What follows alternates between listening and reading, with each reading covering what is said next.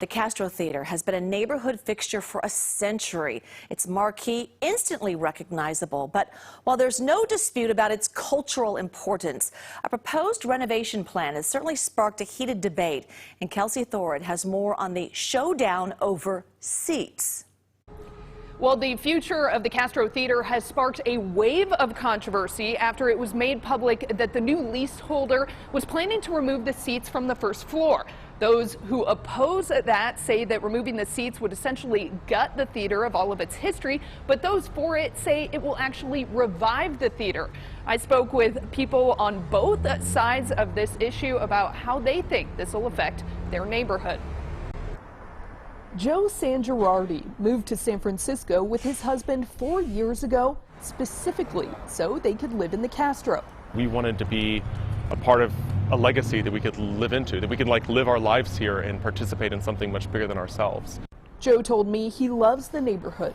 He loves the sense of community, all the unique local businesses, and of course, the iconic theater. It is the cornerstone of our community here in the Castro. Rob Byrne also loves the theater.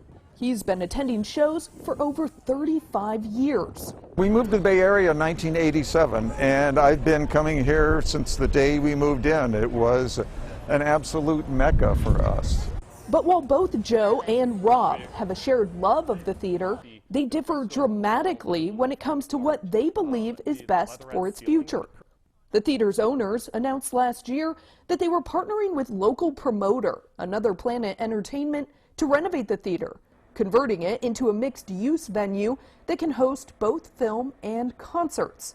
Joe told me when he heard of the plan, he was ecstatic. I mean, we're talking about tens of thousands of people coming to the Castro all the time to not just come to the theater, but to get drinks, to shop, to have dinner. But Rob had the opposite reaction. In order to convert the space into a mixed-use venue, Another Planet wants to remove the fixed seating from the theater's main floor. Rob believes doing that would essentially gut the theater, making it not a mixed-use space, but a concert hall. To convert this place into a single-use function venue that is only good for live music, with flat floors and no seats, and operates only a couple days a month, is simply just a crime against the city of San Francisco. Joe and Rob are not alone in their disagreement. The controversy has gotten so heated that the Board of Supervisors is getting involved. In April, the city's Land Use and Transportation Committee voted to designate the theater seats as a part of its historical landmark. If that decision holds when it's put to a full vote by supervisors in May, it will essentially stop Another Planet's plans in their tracks.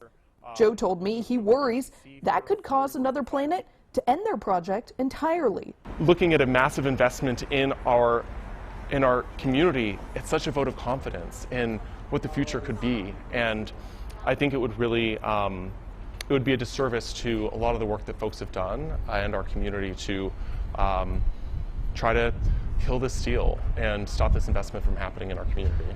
But Rob disagrees. APE is not the only organization that can come in and fund a complete renovation and to keep the place available and active and lively 365 days a year. Both Rob and Joe say they will continue to rally support for their respective sides and lobby city officials every day until that final vote.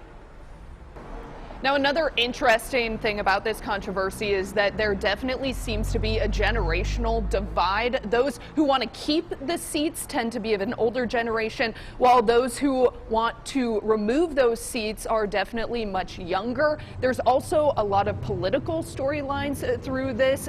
Right now, everybody involved in this issue told me that they don't know exactly how the Board of Supervisors is going to vote on this. That vote, of course, is expected in the middle of May. And Kelsi telling us the Castro Theatre Conservancy has just released its own alternate plan if Another Planet drops out. Plan, that is, it would either buy or lease the theater and operate it as a movie house with its own programming, relying just not on ticket sales, but also on fundraising and also community support.